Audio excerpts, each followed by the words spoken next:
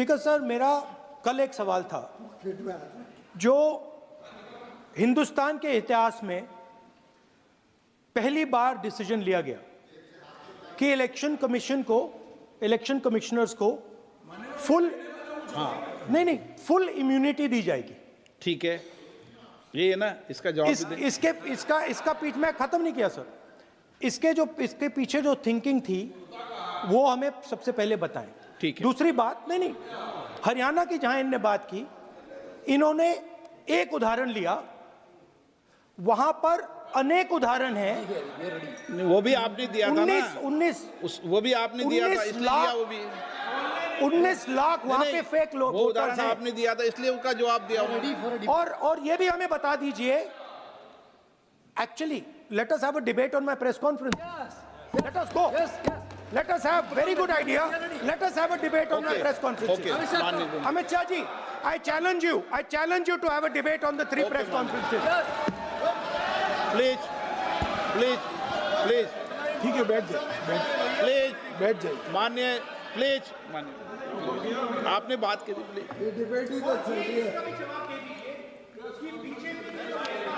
उत्तर प्रदेश में और हरियाणा में दोनों चुनाव में वोट कैसे दे रहे हैं? प्लीज ये भी जवाब दे दीजिए। माननीय गृह मंत्री जी। मान्यवर, पहली बात मैं स्पष्ट करना चाहता हूं, मैं 30 साल से विधानसभा और संसद में जनप्रतिनिधि के रूप में चुनकर आता हूं। मुझे लंबा अनुभव है संसदीय प्रणाली का। विपक्ष के नेता महोदय कहते हैं कि पहले मेरी बात का आप जवाब दीजिए, मैं सुनना चाहता हूं। आपकी मुनसफी से संसद नहीं चलेगी। मेरे आप बोलने का क्रम मैं तय करूंगा, इस तरह से नहीं चलेगी संसद। मान्यवर, उनको धैर्य रखना चाहिए, मेरा जवाब सुनने का। इनकी एक एक बात का जवाब मैं दूंगा, मगर मेरे भाषण का क्रम वो तय नहीं कर सकते, मैं करूंगा, क्योंकि मैं बोल रहा हूं।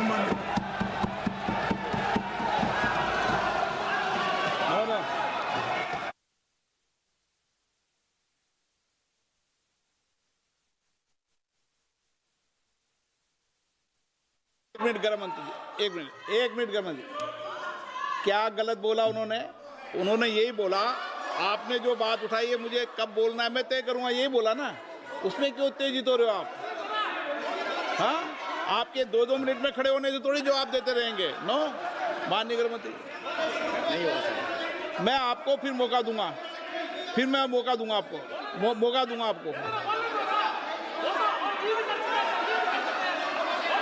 हाँ बोलिए,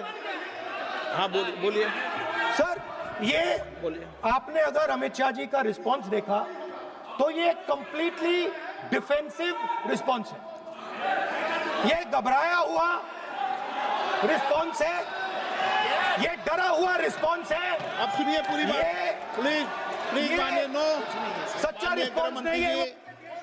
माननीय गृह मंत्री जी,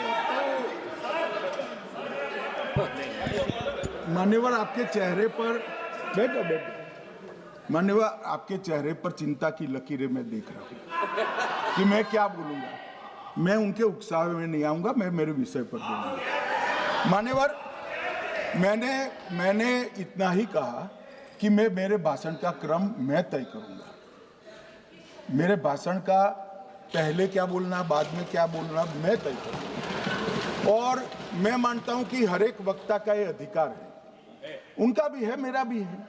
कल वो बोल रहे तो हम ऐसा थोड़ी ना बोले आप झूठ क्यों बोल रहे हो, हम नहीं बोल सकते साहब। वो माननीय विपक्ष के नेता है, वो बोल सकते अपना भाषण। मान्यवर, और मैंने तो ये भी कहा, मेरा पूरा भाषण छूट कर कुछ बच जाता है तो आप पूछिएगा, मैं जवाब दूंगा। मगर अब धैर्य भी चाहिए और सुनना भी चाहिए, दोनों चीजें करनी पड़ती है। मान्यवर, वोट चोरी का कोहराम बचा। मैं वोट चोरी किसको कहते हैं वो बताना चाहता हूं। वोट चोरी के 3 आयाम हैं। एक तो मतदाता नहीं है, मतलब योग्यता नहीं है, और आप वोटर बन जाते हो तो वोट चोरी माना जाएगा। दूसरा, आप गलत प्रकार से चुनाव जीतते हो तो वोट चोरी माना जाएगा। और तीसरा, जनादेश को डिफाई करते हो, मतलब वोट के विपरीत आप कोई पद प्राप्त कर लेते हो, तो भी एक प्रकार से वोट चोरी होता है। अरे सुनो ना, क्यों जल्दबाजी करते हो मानिकम? क्यों? अब मैं 3 वोट चोरी की घटनाएं बताना चाहता हूं। सबसे पहली घटना हुई आजादी के बाद देश का प्रधानमंत्री तय करना था। तय कौन करना था? तो उस वक्त के जितने प्रांत थे, इसके कांग्रेस के अध्यक्षों ने, उनके एक एक वोट से तय होना था। अब 28 वोट श्री सरदार पटेल को मिले और 2 वोट जवाहरलाल नेहरू जी को मिले।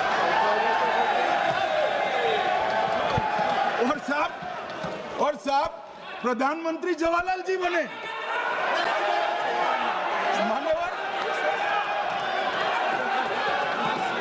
मान्यवर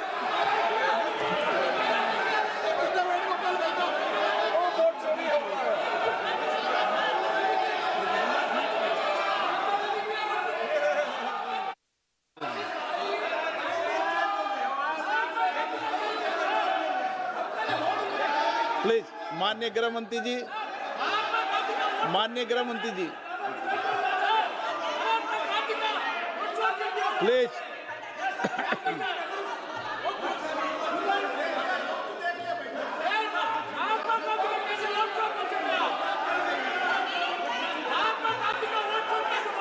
बैठो बैठो, बैठिए माने, प्लीज प्लीज प्लीज।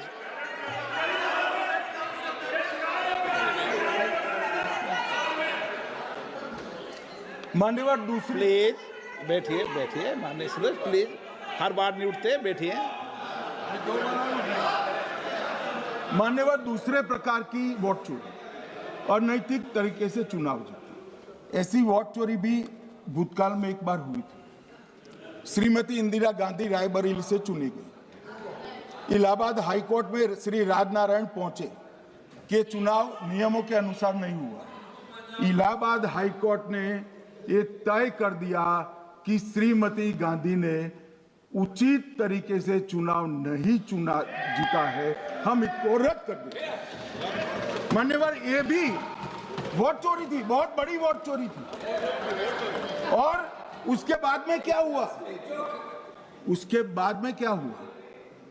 बाद में वो वोट चोरी को ढकने के लिए संसद में कानून लाया कि प्रधानमंत्री के खिलाफ कोई केस ही नहीं हो सकता। मैं विपक्ष के नेता को कहना चाहता हूं, इम्यूनिटी की बात आप चुनाव आयोग की पूछ रहे हैं, इसका तो मैं जवाब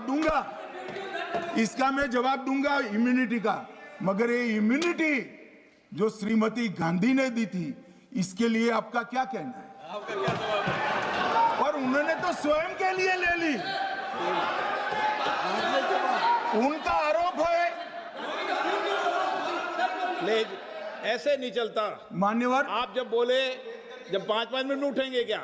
ये मान्यवर, उनका आरोप है। आप भी बोले। 9 गलत, 1-1 मिनट में सदस्य नहीं उठेगा ना। मान्यवर, उनका आरोप है कि सरकार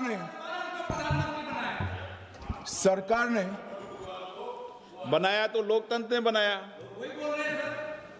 तो जो समय का केस था वो बताया है, आगे का तो बताया। मोदी जी को भी सब लोगों ने प्रधानमंत्री बनाया है भाई, आपकी कृपा से नहीं बने हैं। मान्यवर,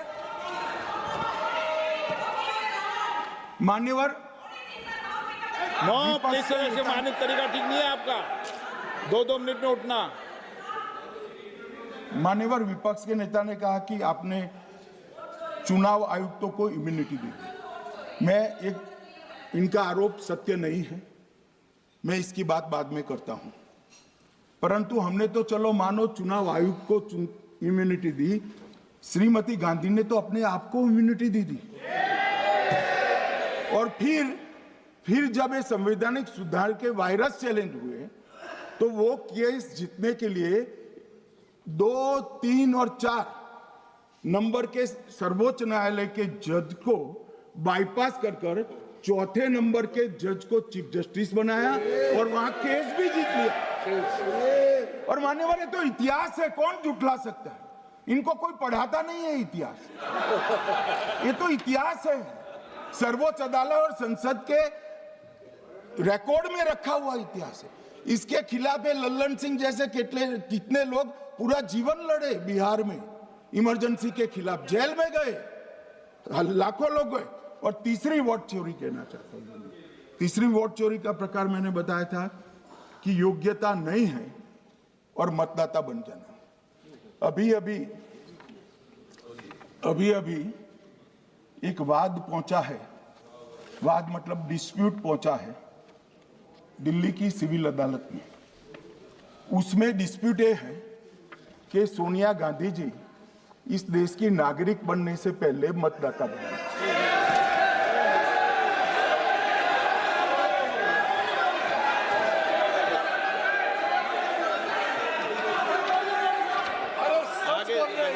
आगे सुनो, बोल क्या रहे, पूरी बात तो सुनो। मान्यवर,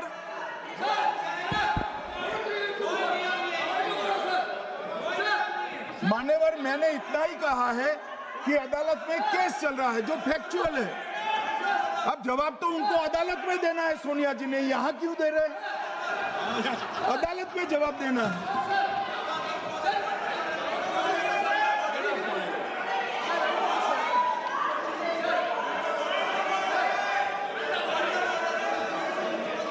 बीच के भाषण में पॉइंट ऑफ ऑर्डर नहीं होता। नहीं है सर, मुझे याद है जो माननीय सदस्य नहीं है, ये 352 ये रहा, 352 टेबल पे रहता है, मुझे वहां याद है 352। Home Minister is speaking about an issue which is pending in a court. Actually, what happens is, Rostam in a court, some media